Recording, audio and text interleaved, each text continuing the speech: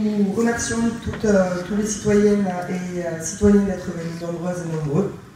Nous tenons à remercier M. Espier, maire de Carmaux, qui nous accueille aujourd'hui. Et nous remercions également l'association CGMA Albi qui nous a aidés à l'impression des tracts et à leur distribution. Nous sommes novices, soyez indulgents. Merci. Carmaux, ville de la résistance sociale, nous sommes fiers de tenir cette première assemblée citoyenne tarnaise dans le fief de Jean Jaurès. Bravo. Je vais vous dire... C'est le début, hein. Je vais vous lire un extrait du discours tenu par Jean Jaurès à la jeunesse albigeoise en 1903. Vous comprendrez qu'il est toujours d'actualité. Dans notre France moderne, qu'est-ce donc que la République? C'est un grand acte de confiance. Instituer la République, c'est proclamer que des millions d'hommes sauront tracer eux-mêmes la règle commune de leur action, qu'ils sauront concilier la liberté et la loi, le mouvement et l'ordre, qu'ils sauront se combattre sans se déchirer, que leurs divisions n'iront pas jusqu'à une fureur chronique de guerre civile, et qu'ils ne chercheront jamais dans une dictature non passagère une trêve funeste et un lâche repos.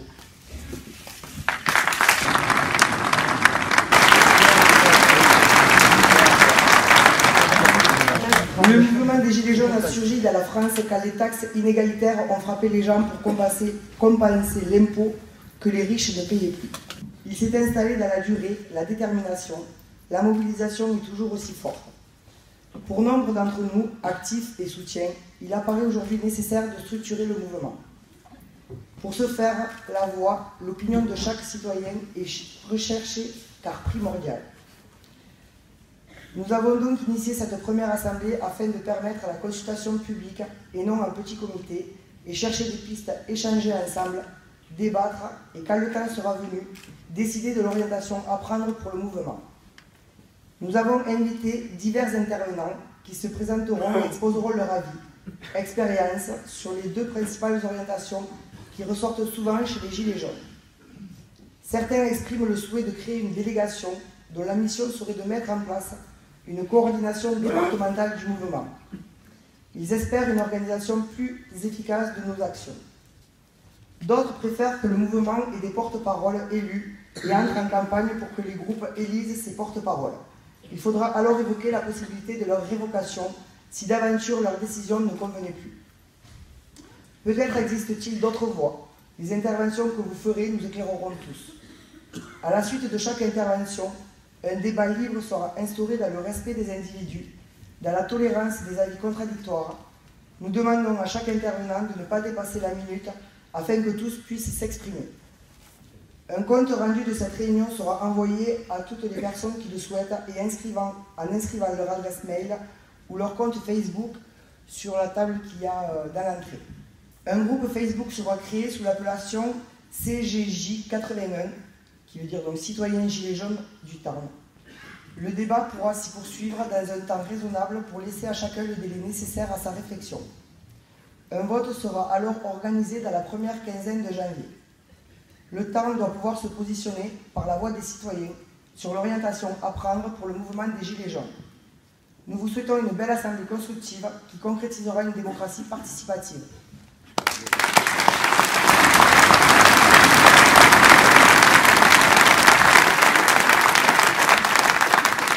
Parce que les Carmozins, vous connaissez cette histoire qu'il y a eu là-bas.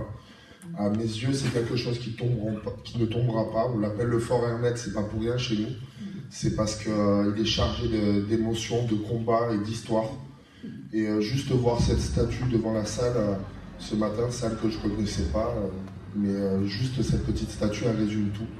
On n'est pas là pour rien, on est là pour nous. Je suis très fier d'avoir fait ce 17 avec vous et de le finir avec vous aussi. Je ne sais pas si ça se finira un jour. Je pense que ce gilet jaune, on en sera tous fiers et il restera sur notre tableau de bord à vie. Et personnellement, à partir d'aujourd'hui, je me battrai pour le RICM. Je veux vous rendre le pouvoir, je veux qu'on me rende le pouvoir à moi aussi. On n'est pas des pantins, on n'est pas des moutons, on a tous des idées. C'est à vous aujourd'hui de le prouver. On va vous donner la parole justement pour vous exprimer. C'est à vous de parler, c'est pas à nous de le faire pour vous. C'est pas... Tout le monde est bien conscient de ce que l'on vit au jour d'aujourd'hui dans cette France. Et mon premier souhait depuis le début, c'est l'injustice. D'avoir de la misère dans notre pays aussi riche Donc je pense qu'il faut entendre la colère, comme ne le font pas notre gouvernement, et mettons-nous en avant, partageons, gardons la seule chose qui nous reste, c'est la fraternité. Ça, c'est l'ensemble des choses que je revendique. La misère en France n'a plus lieu d'être, quelle qu'elle soit, à quelque niveau social qu'elle soit, pour du plus pauvre à même certaines personnes qui travaillent et qui n'en peuvent plus de payer. Tout le monde est égaux. Ça, on a perdu l'égalité. Il nous reste la fraternité. La liberté, nous ne l'avons plus. L'égalité, nous ne l'avons plus. Maintenant, pour le gilet jaune, le mouvement, il faut que l'on s'organise. Alors, on ne peut pas s'organiser sur le territoire national du jour au lendemain. Ce n'est pas une chose facile. On va commencer peut-être par le faire dans notre département. C'est qu'on en a marre vraiment de vivre par rapport à la pression du gouvernement. Et comment dire, on veut vraiment vivre maintenant avec nos fruits. Maintenant, il faut vraiment qu'on se lève tous ensemble et aller chercher à piller ce gouvernement qui ne sert plus à rien. J'ai juste un petit texte à vous lire que j'ai sorti d'un bouquin qui s'appelle « Comment les riches détruisent la planète ». Pour tenter de prévenir les crises, il faut au contraire collectivement décider des choix difficiles, sans quoi les désordres qui surviendront trouveront une réponse despotique. Il nous faut d'urgence revitaliser la démocratie, relégitimer le souci du bien public, réanimer l'idée du destin collectif. Seulement, ainsi pourra-t-on dans la liberté affronter l'époque d'existence et de renoncement âpre qui nous attend. Cela passe par l'ancrage du social dans l'écologie, par l'articulation de l'impératif de la solidarité à la diminution des consommations et par la réaffirmation tenace qu'il n'est d'existence digne, quelles que soient les difficultés, que dans la liberté.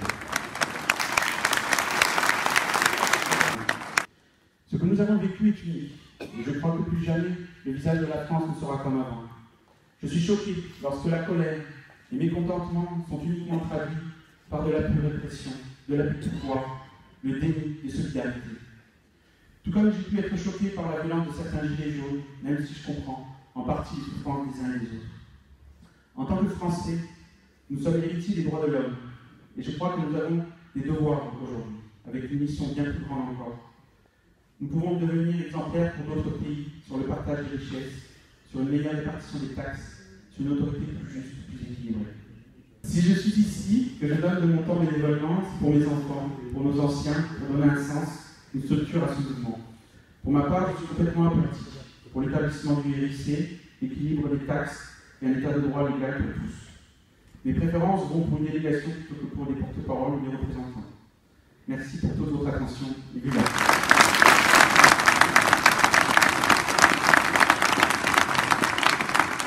Autant de monde et j'aurais jamais pensé parvenir à parler devant autant de monde. Je crois que ce mouvement me porte. Il m'amène à me dépasser. Je vais inviter nos amis Aveyronais pour qu'ils vous fassent part de leur expérience sur l'élection à laquelle ils ont procédé à Rodez. Voilà.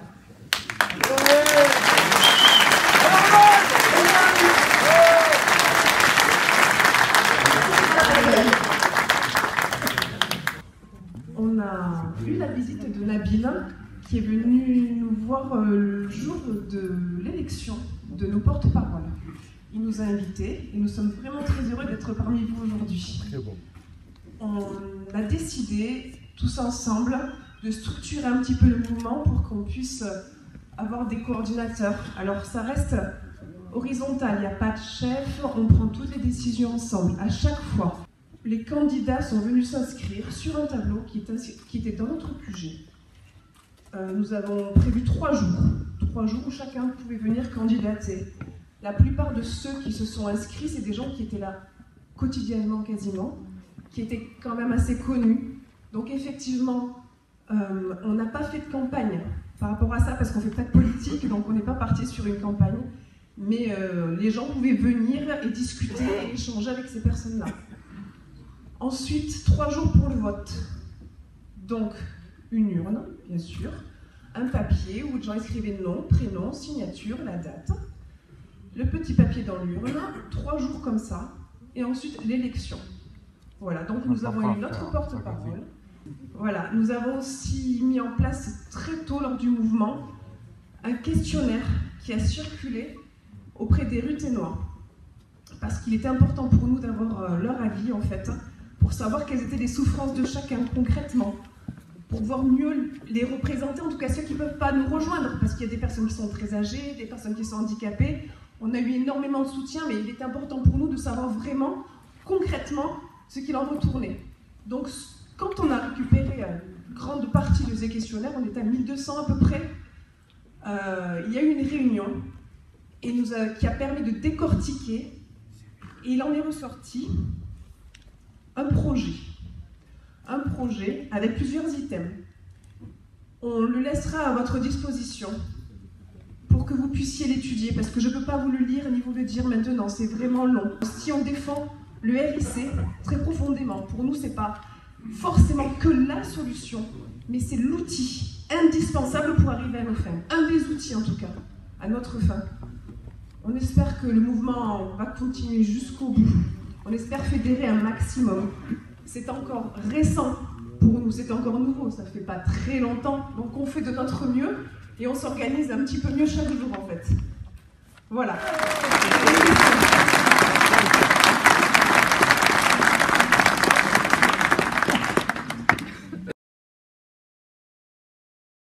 Est-ce qu'il est vraiment important d'avoir des gens qui vont devenir les porte-paroles, etc., qui ne pourront peut-être pas forcément être, contrôlés justement par tout le monde, parce qu'on est tous gilets jaunes, on a tous ces idées, on a tous ces options politiques qui sont complètement différentes, ou pas de politique, mais on en fait toujours à partir du moment où on est là. Et donc, ce que je veux dire, c'est qu'il faut, si on commence à mettre des têtes et des représentants trop ancrés et qui se sentent un peu indéboulonnables parce qu'ils ont leur petit réseau, au final, ils seront super manipulables par les gens contre lesquels on est en train de râler au final. Il ne faut pas se mettre au même niveau que les gens qui sont élus, tout ça, parce qu'ils ont passé des années à s'entraîner dans l'art de la manipulation, tout ça. Et je pense que la force de ce mouvement, c'est que c'est le peuple. C'est pas un groupe, c'est pas une petite oligarchie, tout ça. C'est que c'est tout le monde. Bonjour, je m'appelle Héloïse, j'ai 11 ans, je viens d'Albi. Et si je suis venue, c'était aussi pour vous parler de la liberté, parce que je trouve totalement inadmissible que l'on ne puisse pas manifester sans se faire frapper par les CRS.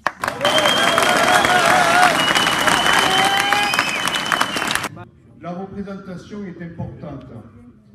On a des manifestations où l'État profite de la notion d'illégalité pour envoyer les CRS nous casser la gueule. Ce qui gêne le gouvernement, c'est le nombre. Ils ne veulent pas que ce soit pacifique, parce que si c'est vraiment pacifique, s'il n'y a plus de violence, les gens vont descendre dans la rue. Et si on est des millions dans la rue, ils sont obligés de suivre. Il faut dire le mot comme il est, ils deviennent violents. Il faut tout pour nous amener à être violents aussi, sauf que nous, on tourne le dos et on se casse. Et c'est le comportement qu'il faut avoir. Personnellement, avec d'autres qui auront peut-être l'hermée, on s'est retrouvé en garde à vue samedi. On a été pris au pif. Ils ont pris les premiers qu'ils ont trouvés, ils ont un peu secoué, puis ils nous ont mis en garde à vue pendant 20 heures. Moi, c'était ma première, perso. Faut pas en avoir peur. On a passé une nuit. En plus, la cellule était jaune, c'est pour ça qu'on était soutenus quelque part. Donc je veux dire, voilà. Moi, ce que je veux vous dire, c'est que je ne suis pas plus que vous, n'importe qui. On a tous peur. Ce que je veux vous dire, c'est qu'il ne faut pas se reculer par rapport à ça. Il faut insister, il faut y être. Même si, du coup, on se met un peu en retrait, on est toujours là, et c'est le nombre, comme on dit depuis le début de la réunion, qui va faire la force. Voilà, merci beaucoup. Je suis monté à Paris, sur l'acte 4, et je voulais vous dire qu'il ne faut pas avoir peur, que ce que j'ai vu là-bas, les médias, ils essayent à tout prix de tout casser, de nous casser à tout prix, de diviser. À la botte du gouvernement. Voilà, et il ne faut pas lâcher. Les gilets jaunes, c'est une famille. J'ai découvert des gens formidables. Maintenant, nos enfants sont obligés de travailler à deux Et encore, il faut qu'on les aide. Il y a vraiment un gros problème d'abus, de taxes, de survie. Et ça, c'est pas normal. Par leurs écoles. Et qu'en fait, tout doucement, les écoles des campagnes sont en train de se réduire comme une peau de chagrin. Pour diviser en deux, quand on est à effectif constant d'enseignants, ça veut dire qu'il faut aller prendre des postes. Et les postes, on les prend dans les campagnes. Et après les accords de Grenelle, j'ai eu un salaire qui a été augmenté de 15%. Donc je pense qu'on pourrait prendre un peu cette référence et qu'on... Sur les ronds-points, parce qu'ils ont beaucoup de courage d'y être, et depuis quelque temps maintenant, je fais en sorte de les soutenir et d'y être. Sur notre rond-point, le rond-point Wallity, alors, il y avait eu des porte-paroles, pas des porte-paroles du rond-point, mais des porte-paroles du département. Donc, je suppose que ces 3 porte-paroles de département ont été élus par les porte-paroles des ronds-points qui se sont retrouvés. Alors, ils se sont retrouvés souvent à Gaillac, sur un des ronds-points, ce que j'ai compris. Y a-t-il deux associations finalement? Y a-t-il? Voilà. Moi, j'aimerais bien, concernant cette première phrase, que tout le monde se retrouve, que quelle que soit la tête qu'on a, tout le monde se retrouve. Vous comprenez bien. Je vous remercie. C'est surtout important qu'on soit tous unis. Il y a des petites différences. Évidemment, chacun prêche un peu pour sa paroisse, mais ce qui est important, c'est de nous unir. Et tout le monde sait, je pense, qu'on est gouverné essentiellement par les multinationales. Et les multinationales, ils n'existent pas grâce aux actionnaires. Ils existent grâce à nous. Il faut faire du boycott. Je sais que c'est interdit d'appeler boycott, mais vous voyez que les médias font tout pour manipuler en nous présentant des éventuels électeurs aux prochaines listes électorales, les Gilets jaunes. Je pense que c'est un piège. C'est un piège parce que ça va renforcer les marches ou crèves. Alors, ne tombez pas dedans. Surtout pas d'élection aux européennes Gilets jaunes, c'est tout. Ne tombons pas dans le piège. Pourquoi pas après faire des réunions hebdomadaires sur chaque rond-point avec tous les Gilets jaunes et pourquoi pas aussi proposer tous les 15 jours ce genre d'assemblée citoyenne qui d'ailleurs c'est super, c'est trop bien, c'est génial. Personnellement, j'estime que l'élection d'un porte-parole est prématurée, tout simplement parce que là aujourd'hui, si on me disait tiens Sérène, pour qui tu votes? Je ne connais personne, je n'ai pas vu de visage émergent. Par contre, je crois que si des personnes, et on invite tout le monde évidemment, à venir se porter candidat, parce qu'il faut mettre en commun toutes nos compétences, et beaucoup de gens ici ont des compétences, venir travailler à cette coordination départementale, forcément, des visages émergeront et apparaîtront comme une évidence. Et à ce moment-là, on pourra dire, cette personne qui a fait des démonstrations au niveau du département, parce qu'elle a su fédérer, organiser des choses, effectivement, lorsque je l'entends s'exprimer, j'estime qu'elle pourrait éventuellement me représenter. Mais je crois que dans un premier temps, ça passe par la démonstration. Donc, il faut se mobiliser tous ensemble. Voilà. Donc je pense que oui, il vaut mieux une délégation, parce que je pense qu'une seule personne, le risque est qu'il se fasse acheter. C'est peut-être le mot un peu fort, mais je pense que c'est ce qui risque de se passer. C'est que le pouvoir a tendance à corrompre. Alors si on doit s'organiser, personnellement j'aime autant parce que je crains que dès que quelqu'un a un mandat, il a tendance à en abuser, sauf s'il est révocable, mais révocable très rapidement. C'est pour ça que je pense, moi je serais plutôt favorable à des porte-paroles, des gens qui amènent la parole, mais qui ne la prennent pas au nom des autres. Parce que moi je ne me permettrai jamais de parler au nom des autres, donc j'aimerais pas qu'on parle en mon nom. Voilà. Des choses qui sont claires, transparentes, pour ne pas perdre certains gilets jaunes. Parce que si on fait de l'entre-soi, on perd certaines personnes qui sont intéressées, qui soutiennent le mouvement, mais qui s'y retrouvent pas et qui sont mis de côté. Donc je pense qu'il faudrait voir de ces ronds-points faire sortir pas des porte-paroles, mais des gens qui relaient au niveau du département les informations ou les actions ou voilà, tout ce qui est mis en place, pour que ce soit un mouvement fort, uni et avec un maximum de monde, parce que Macron en face, il lui faut du monde. Il ne faut pas des gens divisés, il faut du monde, la masse, autrement il ne fonctionnera pas. Merci. Et ça permet aussi, dans la délégation, de se contrôler de se surveiller les uns avec les autres.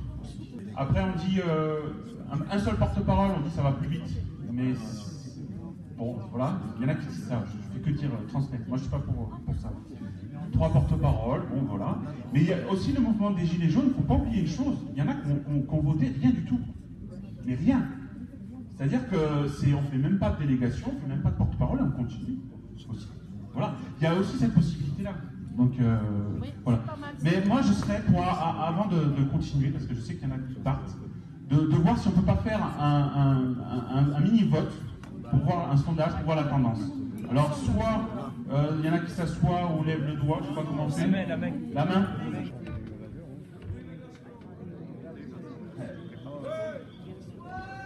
Qui c'est qui est pour un porte-parole? Moi, ce que je vois sur les ronds-points, c'est des gens qui ont des compétences, des gens qui savent faire des choses. Il y a des gens de suite qui se sont mis en avant parce qu'ils sont calés en logistique. Il y a des gens qui sont calés en communication. Il y a des gens qui ont plus de connaissances, qui ont des réseaux, qui peuvent faire appel à d'autres personnes. Et tout ça, c'est important. Et tout ça, c'est nous. C'est pas des représentants, tout ça, c'est nous. Nous, on sait le faire. Eux pourront aussi parler. Il y a des gens au RSA, il y a les handicapés, on n'en parle pas. Et tous ces gens-là sont capables de se mettre ensemble dans des groupes de réflexion.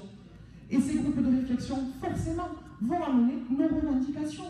Et elles seront beaucoup plus claires, parce que gérées par des gens qui s'y connaissent. Un représentant, il ne va pas pouvoir tout défendre. Oui, mais au final, le président de ce mouvement-là, justement, c'est un mouvement où il faut de la structure, mais il faut aussi cette mobilité et cette possibilité d'aller où on veut, comme on veut. On est chez nous, on est en France, on a la possibilité de faire ce qu'on veut quand on veut. Je crois qu'avant d'imaginer une délégation des porte-paroles qui pourrait négocier avec le pouvoir, en fait, parce qu'avec qui? Avec le pouvoir actuel, pour l'instant. Mais il faudrait qu'un certain nombre d'individus, petit nombre par rapport à un grand nombre comme le nôtre aujourd'hui, se mettent en situation de collecter, de mettre en ordre, de mettre en perspective toutes les revendications, tous les ressentis, tous les mal-être identifiés, pour les mettre dans une perspective de projet de société.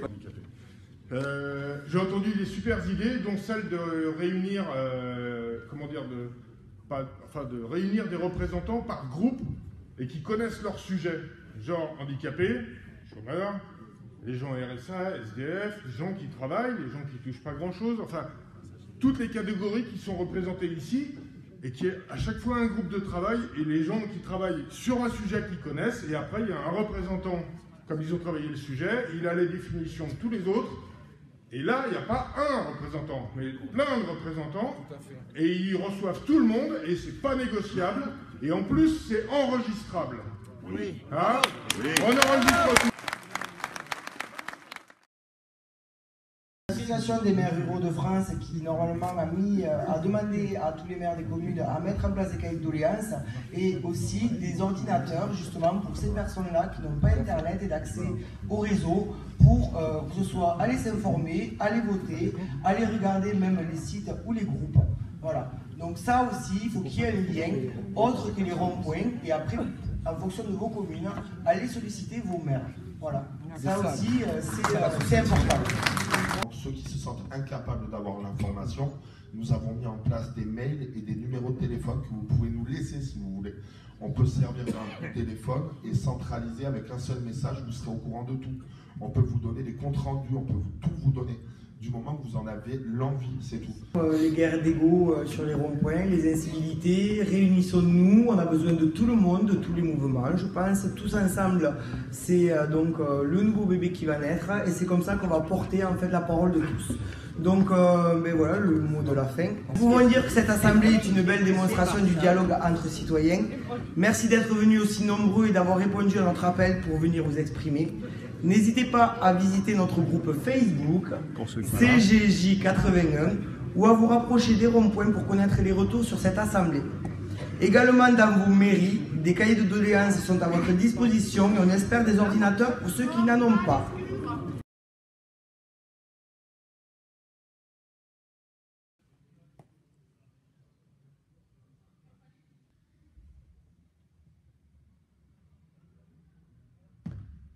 Merci à tous pour ce silence.